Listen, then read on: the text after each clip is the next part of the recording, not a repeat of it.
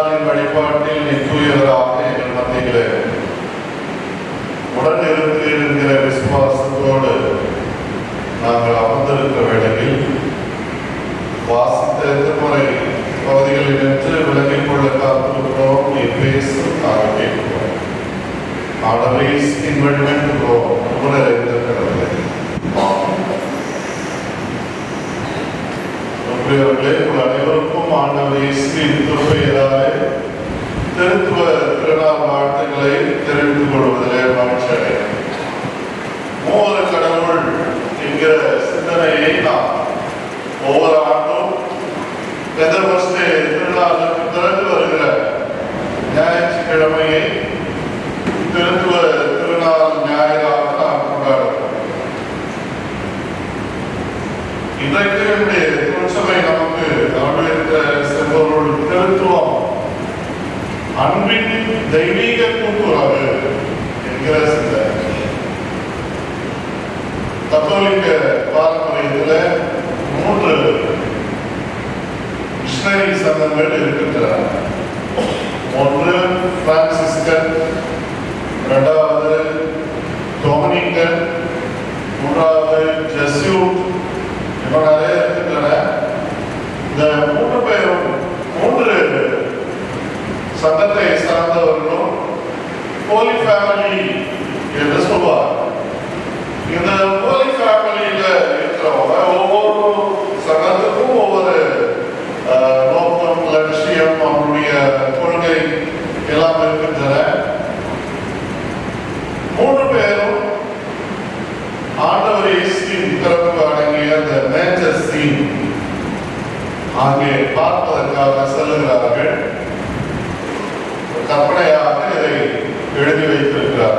பார்ப்பதற்காக செல்கிற வேளையில் பிரான்சிஸ்கன் துறவரத்தை சார்ந்த நபர் உடனே முழங்கால் நின்று, இந்த இயேசு ஏழை எளிய மக்களின் வறுமை போக்குவதற்காக பிறந்திருக்கிறார் என்கிற ஒரு கரிசனையோடு அவரை பார்த்தார்.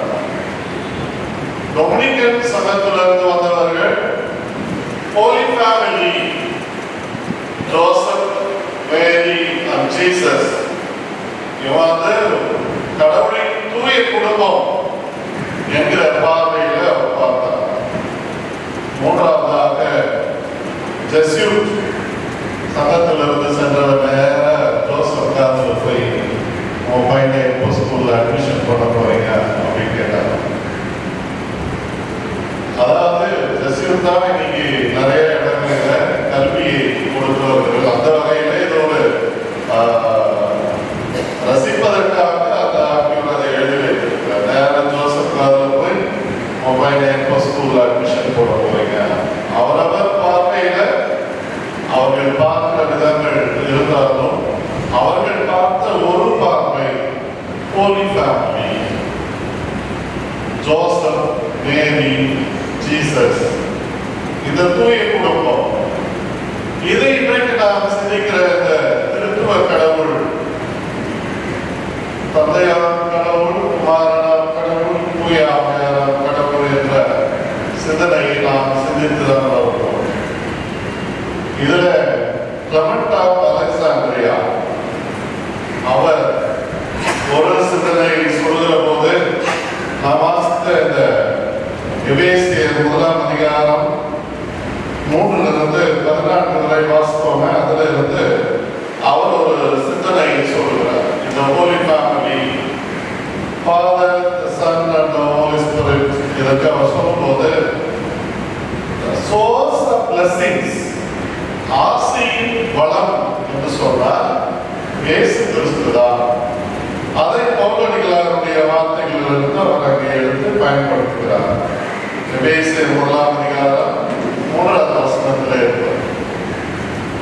கடவுள் நம்ம எல்லாருக்குமே தெரியும், உலகை படைத்தவர், படைத்து எல்லாவற்றையும் ஆண்டு கொள்ளுங்கள் என்று மனுக்குலத்திற்கு ஆசையாக கொடுத்தவர். ஆனால் கடவுளின் ஆசையை நாம் பெறுகிறோம் என்றால் அந்த ஆசை ஆண்டவர் இயேசுவிடம் இருந்துதான் நமக்கு வருகிறது. அவர் வழியாக தான் நமக்கு பொழியப்படுகிறது. எனவே சோர்ஸ் ஆஃப் பிளெஸிங் ஜீசஸ் அப்படின்னு சொல்லிட்டு அந்த கமெண்ட் ஆஃப் அலெக்சாண்ட்ரியா அடுத்து இந்த எபேசியர் 1ஆம் அதிகாரம் 13வது வசனத்துல இருப்பதை கோட் பண்றாரு. நீங்கள் தூய ஆவியால் அவருக்குள் முத்திரையிடப்பட்டீர்கள்.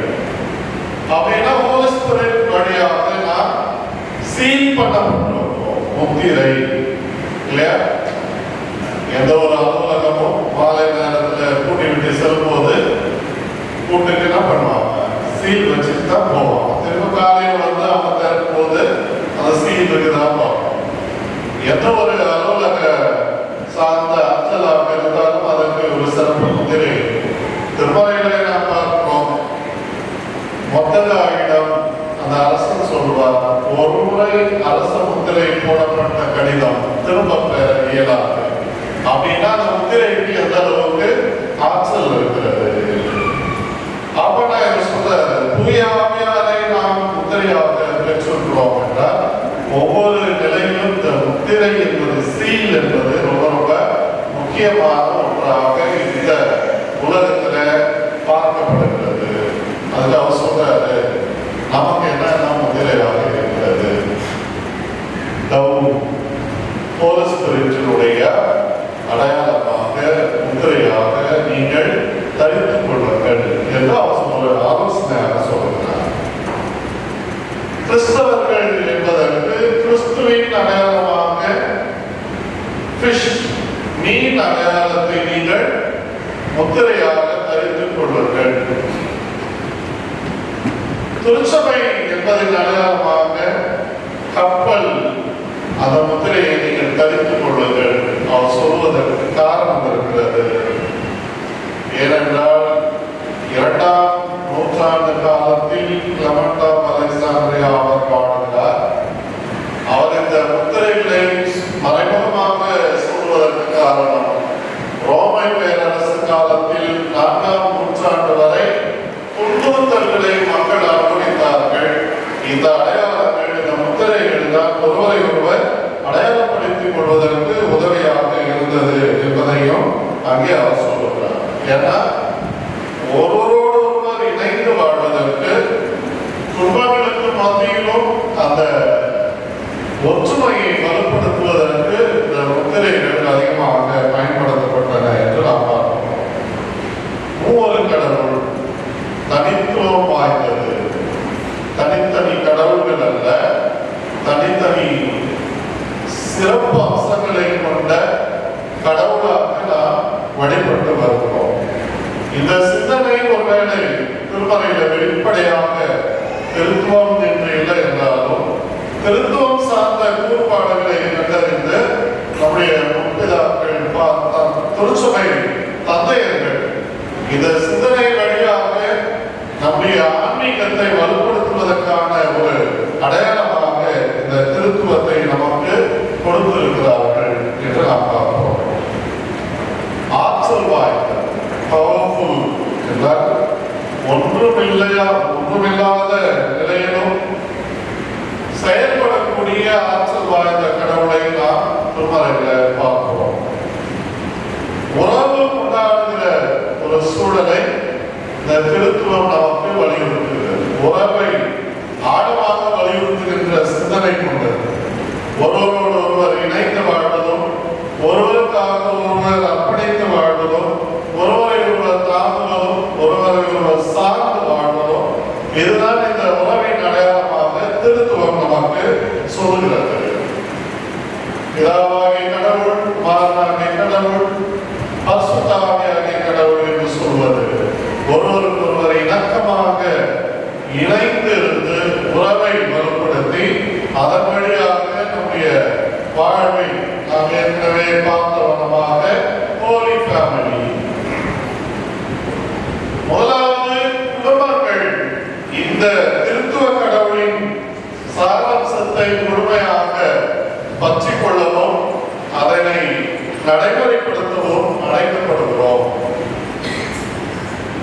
அதன் பிறகு திருச்சபை என்கின்ற இந்த ஹோலி ஃபேமிலி, இதனுள்ளே நாம் இந்த சிந்தனையை ஆழப்படுத்துவதற்கு அழைக்கப்படுகிறோம் என்பதுதான். பிதாவாகிய கடவுளின் இந்த குமாரனாகிய கடவுளும் தூய ஆவியாராகிய கடவுளும் சார்ந்துதான் இங்கே செயல்படுகிறார்கள் என்பதை திருமறைகளை நாம் வாசிப்போம். அஞ்சுதற்கு உரிய கடவுள் திருமறைகளை நாம் அதிகமாக இதை நாம் பார்க்கலாம். பயம், அச்சம், இந்த கடவுள் என்றாலே அப்படி ஒரு பேரச்சத்தை ஏற்படுத்துகின்ற கடவுள். பாபேல் கோபுரம் தனக்கு பெயருண்டாக தங்களுக்குள் பெருமையை வளர்த்துக் கொள்ள அங்கே ஒன்று சேர்ந்தார்கள். கடவுள் அதை சிதைத்தார்.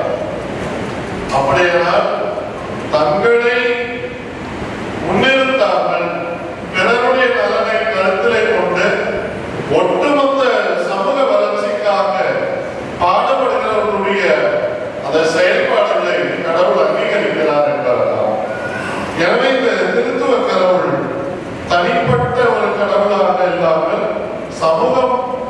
சமுதாயம் என்கின்ற நிலையில அவர் தன்னை அடையாளப்படுத்திக் கொள்ளுகிற கடவுளாக அங்கே இருப்பதை நாம் பார்க்கலாம். திருத்துவ கடவுளுக்கு நாம் பிற சமயங்களில் இருப்பதை போல ஒவ்வொரு கடவுள் இருக்கிறார்கள். ஒவ்வொரு கடவுளும் தனித்தனியாக அதற்கு சிறப்பு வாய்ந்தவர்கள் என்று அப்படியெல்லாம் இங்கே இல்லை. ஒருவரோடொருவர் இணைந்து இசைந்து இணங்கி போகின்ற தன்மையில் இருக்கின்ற கடவுளை நாம் பார்க்கிறோம். குமாரனாகிய கடவுள் ஒருவேளை இந்த படைப்பாளரான கடவுளை நாம் வழிபடுவதற்கும் அவருடைய விருப்பத்தை நிறைவேற்றுவதற்கும் அவரை எப்பொழுதும் துதிப்பதற்கும் நமக்கு அவருடைய அந்த ஆண்டவர் கற்றுக் கொடுத்த அந்த ஜபத்திலே நாம் அறிந்து கொள்கிறோம். ஆண்டவர் இயேசு பிதாவாகிய கடவுளை நமக்கு அறிமுகம் செய்தவர் மட்டுமல்ல, அவரில் விசுவாசம் கொள்வதற்கும் இவர் காரணமாக அமைகிறார் என்று நாம் பார்க்கிறோம். இந்த குமாரனாகிய கடவுள் இன்னொரு கட்டத்தில் அவர் சொல்லுகிற போது, என்னை கண்டவன் பிதாவை கண்டான் என்று சொல்லுகிறார். அப்படியானால் பிதாவாகிய கடவுளின் அத்துணை தன்மைகளையும் தாமும் பெற்றிருக்கிறேன் என்கின்ற உறுதியான அசைக்க முடியாத சாட்சியை அவர் அங்கே பகிர்ந்து கொள்கிறதை நாம் பார்க்கிறோம். தூய ஆவியார் படைப்பை பாதுகாப்பதிலும் ஆண்டவர் இயேசுவின் போதனைகளின்படி நாம் நடப்பதற்கு நினைப்பூட்டுகிறவராகவும், ஆண்டவர் இயேசு சொன்ன வண்ணமாகவே நான் போவேனேயாகில் தேற்றரவாளனை அவர்களுக்கு அனுப்புவார். அவர் நான் உங்களுக்கு கற்றுக் கொடுத்த யாவற்றையும் கண்டித்து உணர்த்துவார்.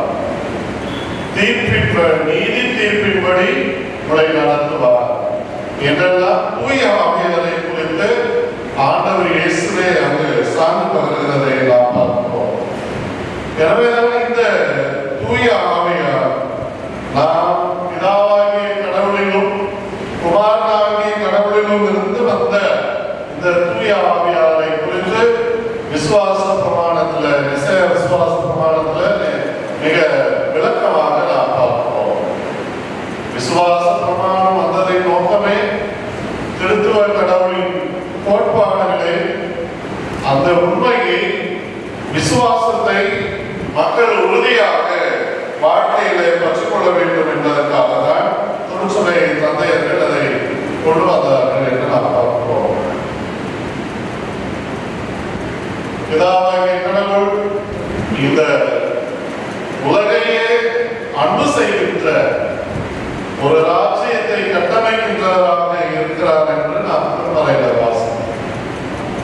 குமாரனான கடவுள் இந்த பிதாவாகிய கடவுளுக்கு கீழ்ப்படுகின்ற மகனாக பிலிப்பியர் 2ஆம் அதிகாரம் 8வது வசனத்திலே நாம் வாசிக்கிறோம். யோவான் 16:13 தன்னலமற்ற தியாகமான திருப்பணியை இந்த தூய ஆவியார் வழியாக செய்யப்படுகிறதை நாம் அறிந்து கொள்கிறோம். இந்த திருத்துவ கடவுள் எப்படிப்பட்டவர் என்பதை பவுலடிகளார் 2 கொரிந்தியர் 13:14 அவர்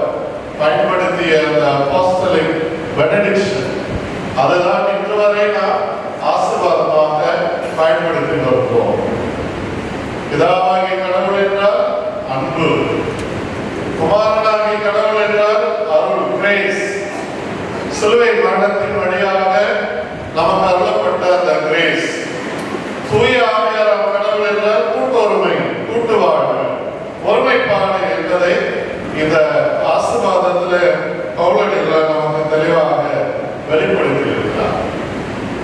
எனவே இந்த பிதாவாகிய கடவுள் நம்மை வழிநடத்துகிறவராகவும், குமாரனாகிய கடவுள் நம்மை மீட்கிறவராகவும், தூய ஆவியார் கடவுள் நமக்குள்ளே வாழ்ந்து நம்மோட இருந்து நம்மை வழிநடத்துகிறவர். அதுதான் ஆண்டவர் இயேசு சமாரியாவுடைய சொல்லுகிற போது சீடர்கள் அங்க இருக்கிற மக்கள் அவர்கள் மேல் கல்லெறிந்தவுடன் ஆண்டவரே உத்தரவு போடும், இளைய காலத்தில் அக்கினி வந்து பட்சித்தது போல இவர்களை அக்கினி பட்சிக்க நீர் அனுமதித்தார். ஆண்டவர் சொல்வார், உங்களுக்குள் இருக்கிற ஆவி இன்னதென்று நீங்கள் அறியீர்களா. எனவே இந்த தூய ஆவியார் நமக்குள்ளே இருந்தால் பிறரை அழிப்பதற்கு, பிறரை வீழ்த்துவதற்கு, பிறரை ஒன்றுமில்லாமல் ஆக்குவதற்கு நாம் முன்வர மாட்டோம். அந்த தூய ஆவியார் நமக்குள் இருந்தால் இந்த திருத்துவ கடவுளின் அத்துணை அம்சங்களையும் நமக்கு வலியுறுத்தி வாழ்வை நோக்கிய பயணத்திலே நம்மை நடத்துகிறவராக இருக்கிறார். வாசித்த ஏசாயா 48ஆம் அதிகாரம் 12 17 வரை இருக்கிற அந்த பகுதியில் அனைத்து ஆற்றல் நிறைந்த கடவுள் இந்த திருத்துவ கடவுள். உலகின் தொடக்கமே அவர்தான், அவர்தான் தோற்றம். இந்த ஏசாயா பயன்படுத்துகிற வார்த்தை தொடக்கமும் நானே, முடிவும் நானே. அப்படியானால் இடைப்பட்ட காலத்தில் இருக்கிற வாழ்வும் அவரே வருகிறார். தொடங்கி வைத்துவிட்டு சென்று பிறகு முடிப்பதற்கு வருகிறவர் அல்ல. தொடக்கத்திலிருந்து இந்த உலகம் முடிகிற காலம் வரைக்கும் நம்மோடு வாழ்கின்ற கடவுள் அவர்தான் என்பதுதான். அதற்காக அவர் பெருமை கொள்ளுகிற கடவுள் அல்ல. நான் தான் உங்களை படைச்சேன், நான் தான் உங்களை எல்லாத்தையும் செஞ்சேன் சொல்லி சொல்லி காட்டுறாருன்னா அது பெருமைக்காக அல்ல. ஆண்டவரை எப்பொழுதும் நினைவில் கொள்வதற்காக அவர் பயன்படுத்தி இருக்கிறார். உலகமெங்கும் இருக்கிற மக்களை சிறப்பாக நம்ம எல்லாரையும் அவர் அன்பு செய்ததின் காரணமாக தான் இங்கே ஆண்டவர் செயல்படுகிறார் என்று திருமறை நமக்கு சொல்லுகிறது. ஆண்டவர் செயல்படுகிறார் என்றால் அவர் நம்மை வைத்த அன்பு பெரியது. அது நிமித்தமாக தான் அவர் இங்கே செயல்படுகிறார். கடவுள் நம் மீது அன்பு வைத்திருப்பதை நாம் அறிந்து கொண்டால் மட்டுமே தான் அவருக்கு நாம் கீழ்ப்படிவோம், அவரை புகழ்வோம், அவரை துதிக்கிறோம், அவரை புகழுகிறோம், அவரை போற்றுகிறோம் என்றால் அவர் நம்மேல் அன்பு வைத்திருக்கிறார் என்பதை நாம் முழுமையாக அறிந்து கொண்டிருக்கிறோம் என்பது இதனுடைய அர்த்தமாக நாம் புரிந்து கொள்ள இந்த திருமறை பகுதி வழியாக நமக்கு சொல்லுகிறார். கடவுளிடம் இருக்கிற ஏதாவது ஒரு தேவையை நிறைவு செய்வதற்காக கடவுள் நம்மை அன்பு செய்கிறார், கடவுள் நம்மை நேசிக்கிறார் என்பதல்ல. நம்மால் அவருக்கு எதுவும் எதிர்பார்ப்பு இல்லை. ஆனால் அவர் நம்மிடத்தில் அன்பு செய்கிறார், அது நம்முடைய நன்மைக்காக. எனவே இந்த திருத்துவ கடவுளின் செயல்பாடுகள் அனைத்தும், இந்த மனுக்குளம் அனைத்தும் நன்மைகளால் நிறைந்து வாழ்வதற்காக இந்த கடவுள் செயல்படுகிறார். திருத்துவ கடவுள் என்றாலே செயல்படுகிற கடவுள், அதுவும் ஆற்றல் வாய்ந்த கடவுளாக செயல்படுகிறார். எப்படிப்பட்ட ஆற்றல்? கோலியாத் இஸ்ரேல் மக்களை அச்சுறுத்தின ஆற்றல் அல்ல. தாவீது கோலியாத்தை வீழ்த்தின ஆற்றல். எளியவர்களோடு, ஏழைகளோடு, ஒன்றுமில்லாதவர்களோடு, நிந்தைக்குட்படுகிறவர்களோடு இந்த கடவுள் இருந்து அவர்களை ஆற்றல் படுத்துவதற்காக இருக்கிற ஆற்றல் வாய்ந்த கடவுள். சர்வ வல்லவர் என்றால் தீமை செய்வார் என்ற அர்த்தம் அல்ல. தீமை செய்வதற்கு அஞ்சுகிற கடவுள், தீமையே பார்க்காத கடவுள், ஆபமும் இறைவாக்க சொல்கிற வண்ணமாக எனவே இந்த கடவுளின் மக்களுக்கு அருளப்படுகிற மாபெரும் விடுதலை தான் இந்த எசையா தீர்க்கன் 48ஆம் அதிகாரம் 12 18 வரை இருக்கிற பகுதியில் அவர் அங்கே சொல்லுகிறதை நாம் பார்க்கிறோம். ஒருவேளை இங்கே கோரஸ் மன்னன் தன்னை குறித்து அறிவிக்கிறார் என்றாலும் இது முழுக்க முழுக்க மெசியாவை குறித்த முன்னடையாளமாகவும் திருச்சபை தந்தையர்கள் இதை புரிந்து கொண்டு அதை நமக்கு வெளிப்படுத்துகிறார் என்றார். இது 48ஆம் அதிகாரம் 18வது வசனத்திலே நாம் பார்க்கிற போது அவர் சொல்கிறார், உன் நிறைவாழ்வு ஆற்றை போலும், உன் வெற்றி கடல் அலை போலும் பாய்ந்து வரும். எப்பொழுது கடவுளின் வார்த்தைக்கு செவி கொடுக்கிறது, கடவுளின் வார்த்தைக்கு கீழ்ப்படுகிற போது, அப்படின்னா இந்த திருத்துவ கடவுள் அவருக்கு கீழ்ப்படுகிற அத்தனை பேருக்கும் ஆறு எப்படி பாய்ந்து போகிறதோ அதே போன்று நிறைய வாழ்வை நமக்கு அருள்கிறார். அப்படியானால் அது ஒரு குறிப்பிட்ட மக்களுக்கோ ஒரு குறிப்பிட்ட இனத்தாருக்கோ ஒரு குறிப்பிட்ட நாட்டினருக்கோ அல்ல, ஆறு எல்லாருக்கும் பாய்ந்து ஓடுகிறது. ஆறு போகிற இடமெல்லாம் இருக்கிற மக்கள் பயனடைகிறார்கள். அந்த வண்ணமாகவே தான் இந்த ஆண்டவர் அவருக்கு கீழ்ப்படிவோருக்கு நிறைய வாழ்வை ஆற்றை போல பாய்ந்து வர செய்கிறார் என்பவர். திருத்துவ கடவுள் கீழ்ப்படிதலை நமக்கு இங்கே முன்வைக்கிறார். இயேசு கிறிஸ்து அதை நடைமுறைப்படுத்தி இருக்கிறார். அதனால் நாமும் அதை நடைமுறைப்படுத்த அழைக்கப்படுகிறோம். பிதாவாகிய கடவுளுக்கு அவர் கீழ்ப்படித்தார். அது குடும்பத்தில் பெற்றோருக்கு பிள்ளைகள் கீழ்ப்படுகிற போதுதான் திருத்துவ கடவுள் சிந்தனையை தெளிவாக புரிந்து கொள்ள முடியும் என்பதுதான்.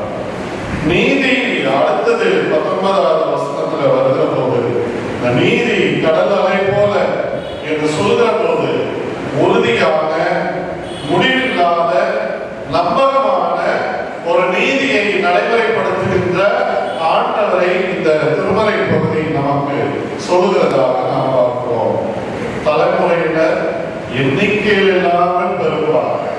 ஆபிரகாமுக்கு மட்டும் வாக்கு கொடுத்த கடவுள் அல்ல, இந்த திருத்துவ கடவுள் அவரின் நம்பிக்கை கொண்டு அவருக்கு அடிபணிந்து வாழுகிற மக்களை தலைமுறை தலைமுறையாக எண்ணில் அடங்காத கணக்கில் இல்லாத வகையில சந்ததியை பெருகப்படுகிற வாக்கையும் இங்கே கடவுள் கொடுக்கிறார்.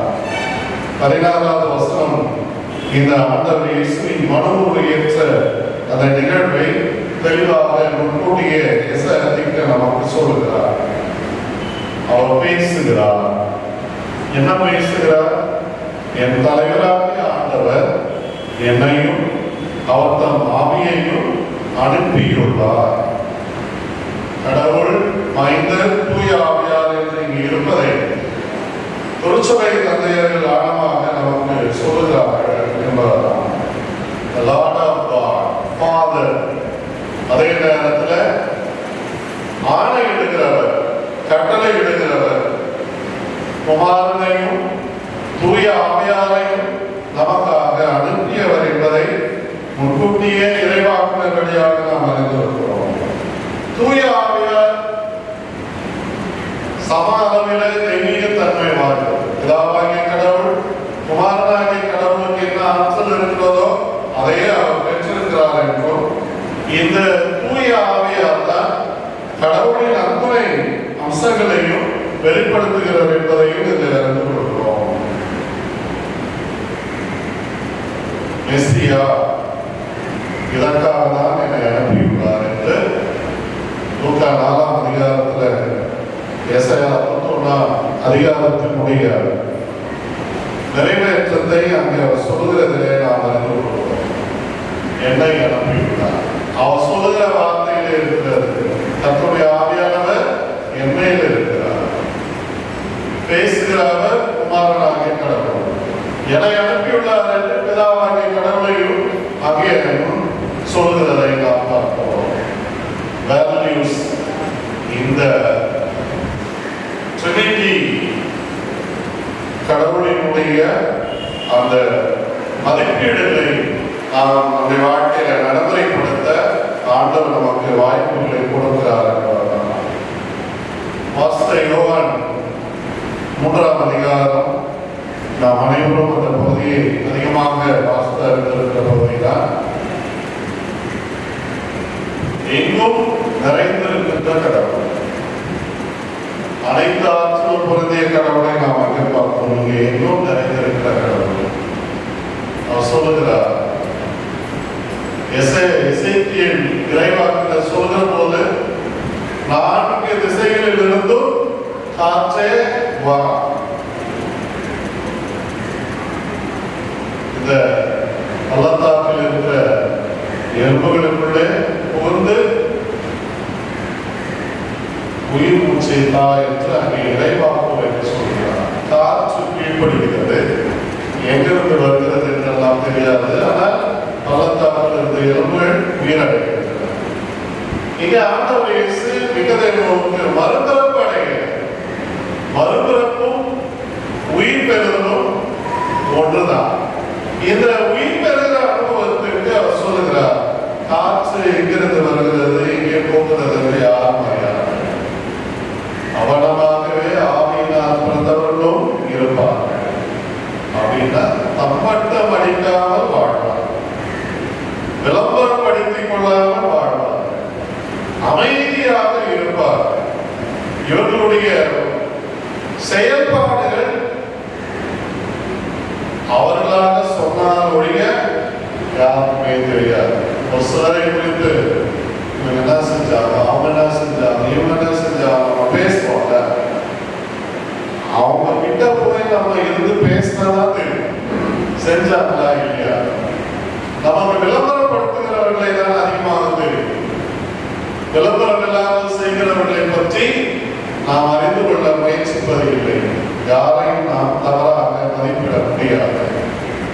எனவே இந்த யோவான் செய்தி நூலில் ஆண்டவர் இயேசு பரிசுத்த ஆவியை, தூய ஆவியாரை காற்றுக்கு ஒப்பிடுகிறார். அதுவும் ருவாக் என்கின்ற பழைய ஏற்பாட்டின் அதி ஆற்றல் வாய்ந்த சூறைக்காற்று போன்ற இருந்த சூழலிலிருந்து மாறி நியூமா என்கின்ற மென்மை தன்மை வாய்ந்த இந்த காற்றுக்கு ஒப்பிடுகிறார். அதை உணர முடியும். மனரமியமான சூழலுக்குள்ளாக நாம் அதை அனுபவிக்க முடியும்.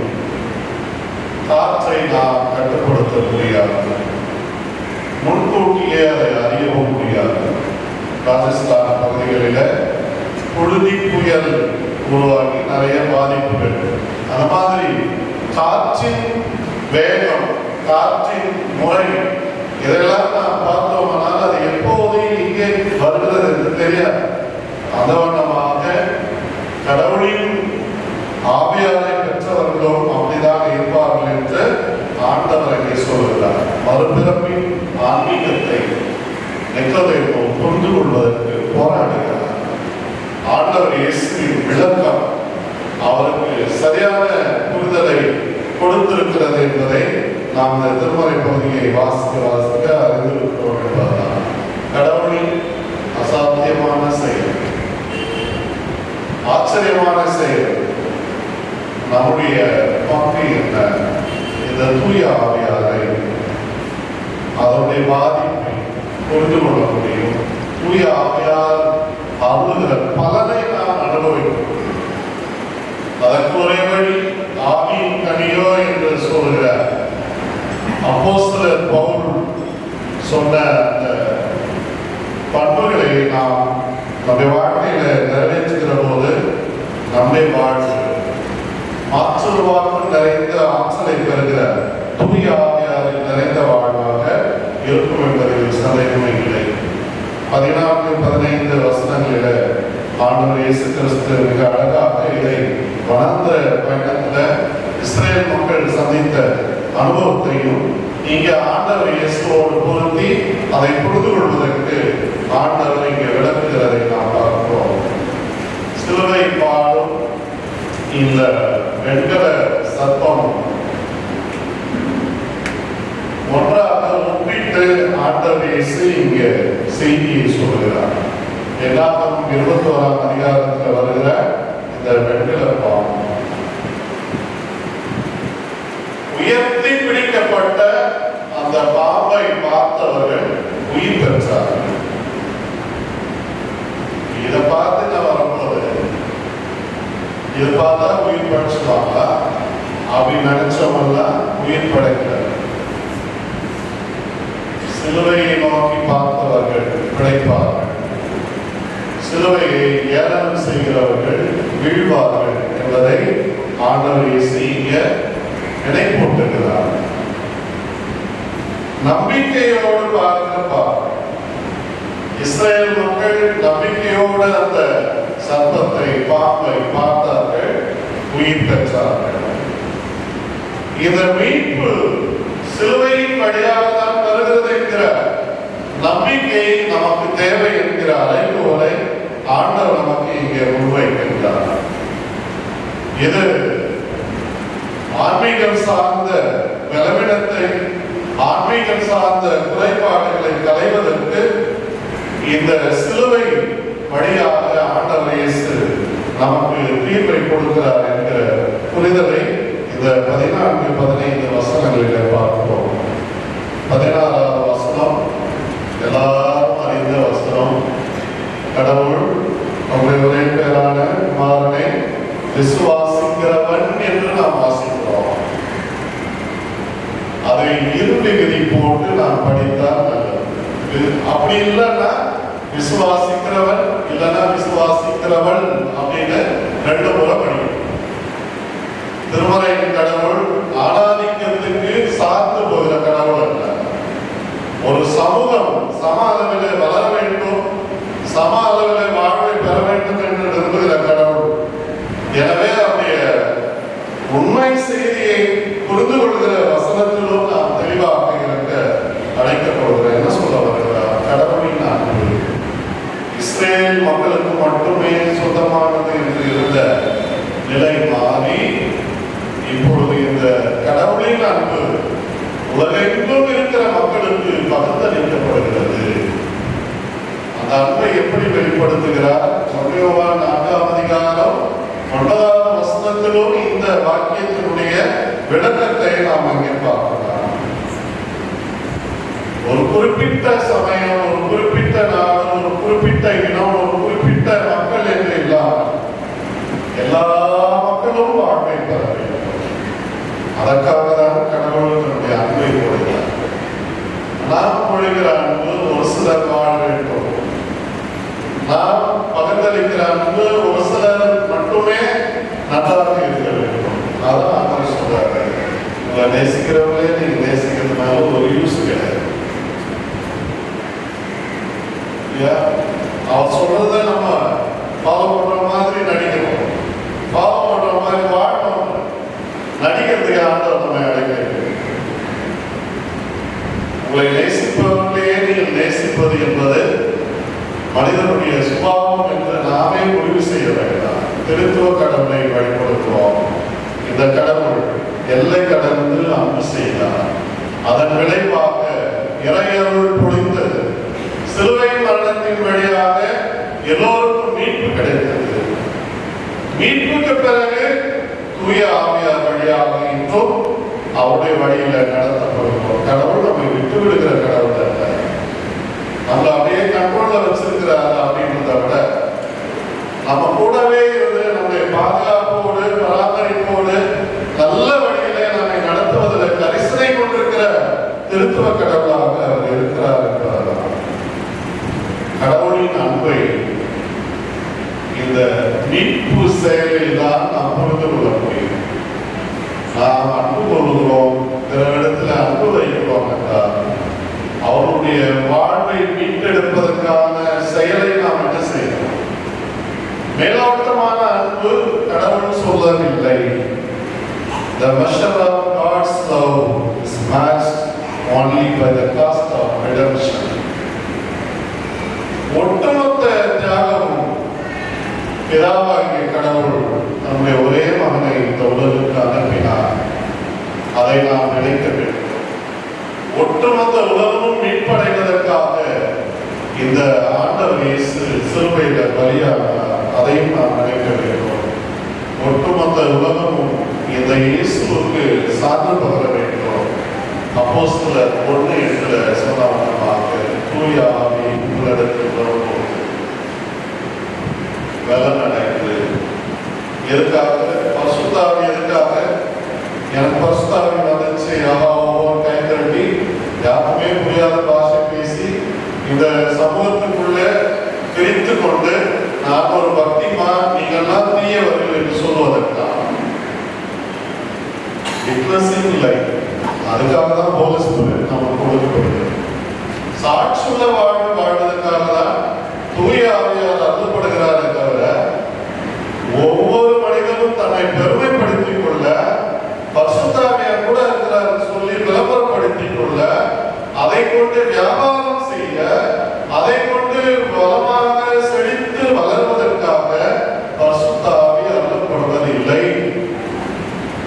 எனவேதான் இந்த யோவான் 3:16 சொல்லுகிற செய்தி, பிதாவாகிய கடவுளின் தியாகம், குமாரனாகிய கடவுளின் தியாகம், தூய ஆவியாரின் தியாகம், ஒட்டுமொத்த திருத்துவ கடவுளின் தியாகம்.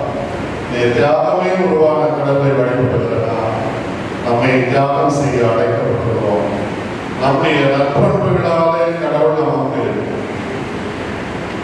ரிவார்ட்ஸ் கொடுப்பது, ஆசைகளை கொடுப்பதில்லை. நாம் வாழ்கிற வாழ்க்கையினாலே அவர் அதை செய்வதில்லை. அவருடைய நேச்சரே எல்லா சூழல்களிலும் நமக்கு நற்கொடைகளை, நற்செயல்களை நமக்கு அருளுகின்றவராக இருக்கிறார். நமக்கு தேவை கடவுள் நம்மிடத்தில் எதிர்பார்ப்பது இந்த யோவான் 3ஆம் அதிகாரம் நமக்கு சொல்வது, விசுவாசிக்கிறவர்கள் எவர்களோ சர்ப்பத்தை பார்த்தால் உயிர் பிழைக்க முடியும், சிலுவையை நோக்கி பார்த்தால் உயிர் பிழைக்க முடியும். requires personal response. கடவுள் நம்மிடத்தில் தனிப்பட்ட முறையில் எதிர்பார்க்கிற ஒரே ஒரு காரியம் faith. இந்த faith-இன் அடிப்படை